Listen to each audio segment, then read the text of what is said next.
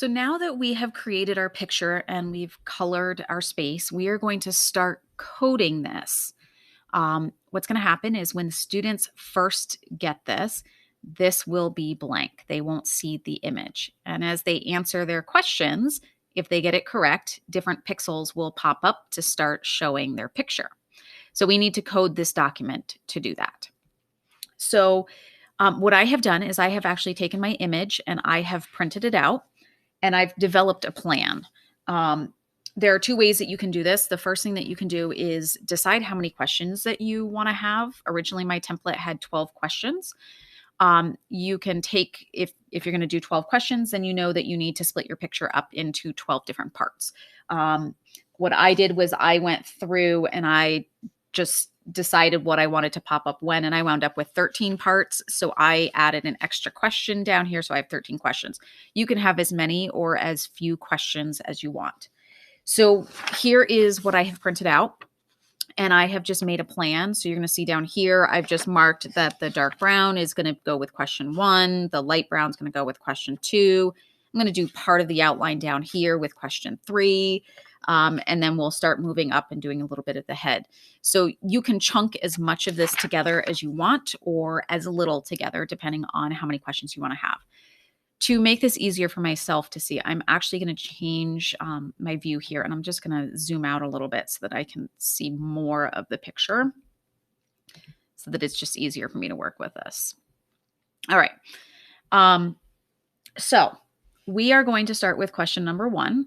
So I'm going to highlight box number 1. I am going to come up to format, and I'm going to go down to conditional formatting. And it's going to pop up my conditional format rules right over here on the right. So what I'm going to do is the first thing I'm going to do is choose my color. So it's this brown here. And I'm going to slide this down a little bit so I can see everything I'm going to be working with. So here is your paint can. Now I've got to remember which brown this was. I think it was this one. And we are then going to go to format rules. Right now it says format cells if the cell we have highlighted, which is this one right here, is empty. But we don't want it to be empty. So we're going to click that drop-down menu. You have all sorts of options here, but we're going to go down to the bottom and we're going to do a custom formula. The formula you're going to use for every single one is going to be very similar with changing just the number for your row and then the answer.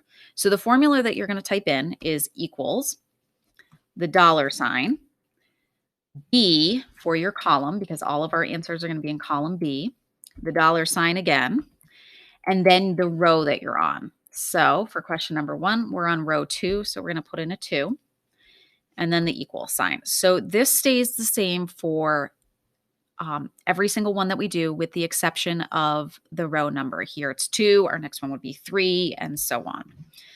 Then after the equal sign, you are going to put the answer. Now we've not developed questions yet. So what we're going to do is we're just going to put the answer as 1 for every single one of these. And then once we develop our questions, we can go back and change this. So my equation for this, or my formula for this, reads equals $B, $2 equals 1. Then we need to decide what we are applying this to. So we're going to apply this to a range. If you click select data range right over here, it's going to pop up with a little box that you can move around. And I'm going to scroll my screen down. So now what I'm going to do is I'm going to select all of these darker brown cells. And I'm going to do this by holding my control button because it allows me to select multiple cells at once, even if they're not in a row. So I'm holding down my control button and I'm going to start picking. And I'm clicking and dragging for things that are next to each other so that I have to do less clicking. And as you can see, as I'm doing this, it's adding everything right over here. So while still a little time consuming, I don't think that this part is quite as time consuming as creating our picture because you don't have to count. That's the part that always holds me up when I'm designing my picture. All right, so I have highlighted all of my darker brown squares. You can see all of the cells over here that I've selected, and then we are going to just click OK. And then we are going to click done to save our work. And so now you can see it's changed the color. I can see everything that I've done.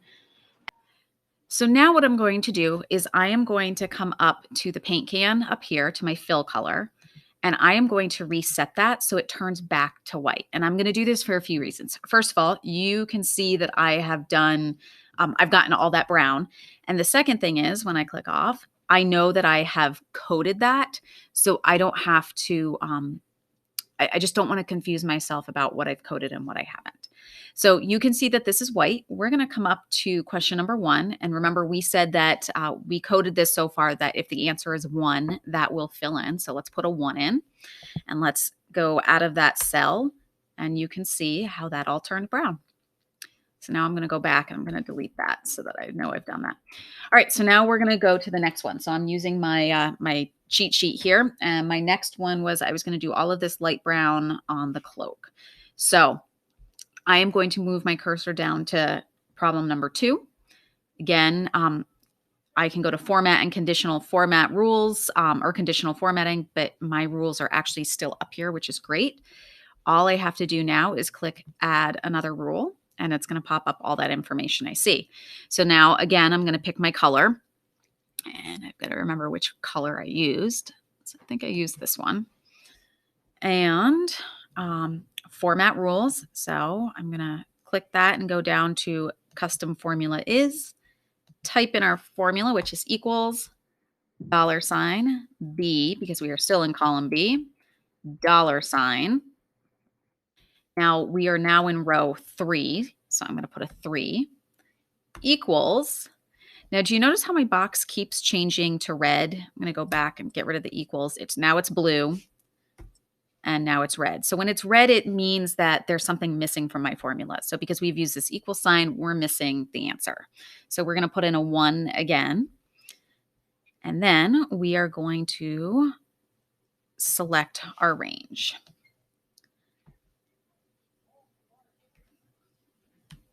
So again, holding down the control button. Oops. Now I accidentally picked the wrong button. So you can see I picked column N, row 30. I don't want that. So I can just click the trash can and that'll go away. All right. Here we go.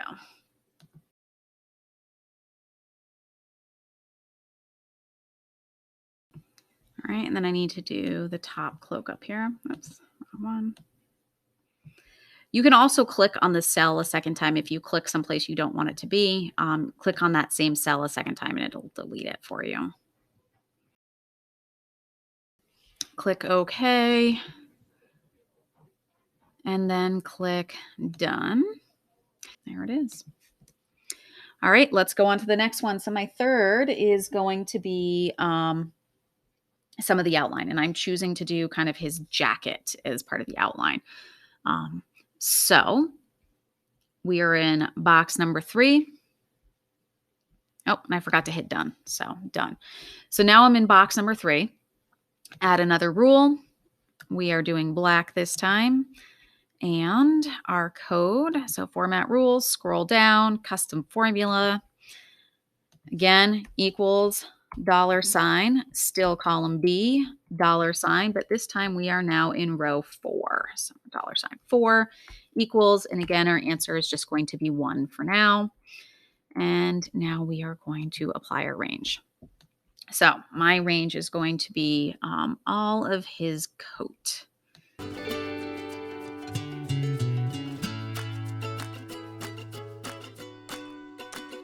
All right, so I'm going to click OK. And I'm going to click done to set that. And then we are going to reset our color so you can see what I have gotten rid of. There it is. So as I come up to question number 3, and put in a 1, my black comes back. All right, so we are going to continue to do this for all of the pieces that are left. So my next one, I'm going to do the dark green that's around his face and in his hands. Then I will do the light green that's in his face and his hands. And then I will do the eyes. And then I'll start moving on to the outline of his face and his ears and then his hat. And then finally, don't forget the background. If you forget to do the background, it kind of gives away a little bit of the image. So let's just go through. Remember, same formula, equals $B for the column, $, and then your row changes every time, equals, and then our answer is 1 for all of these for now.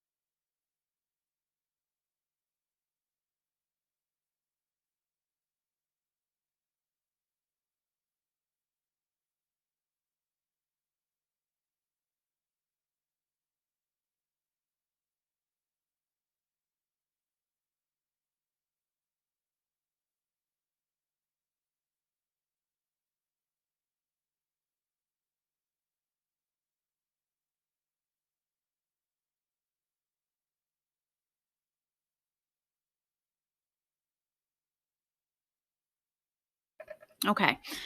So I have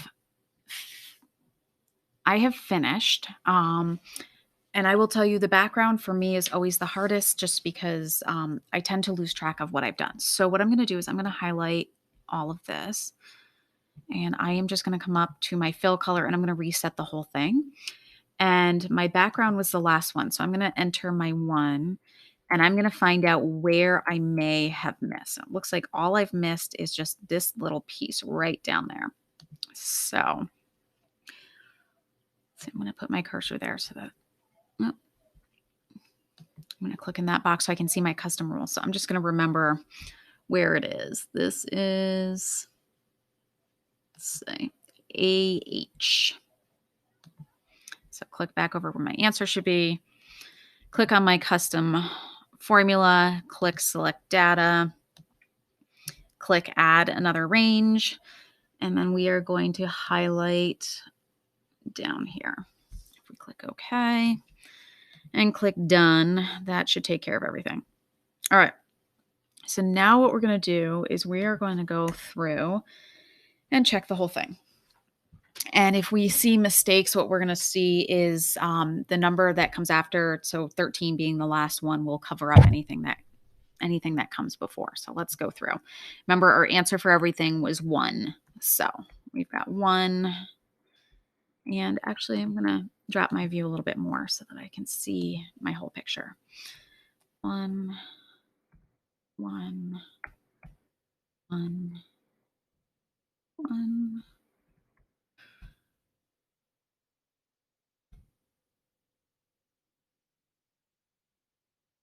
Oops. Skipped 1.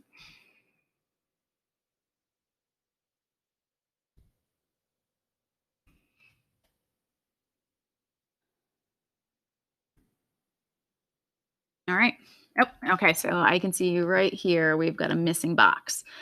So I am going to click on the sky box. I'm going to come up to format, conditional formatting, and we are going to add this missing one right here. So we're going to click add another range, and we're going to click that little box right there. Click OK, click done. And there we go. And I didn't have to do anything to the clouds. They were just left white. So that is what that looks like. So that is the second step. And join us next week, and we will move on to the third step, which will be creating our questions and answers and inputting the correct answer into our code so that we don't have a bunch of ones.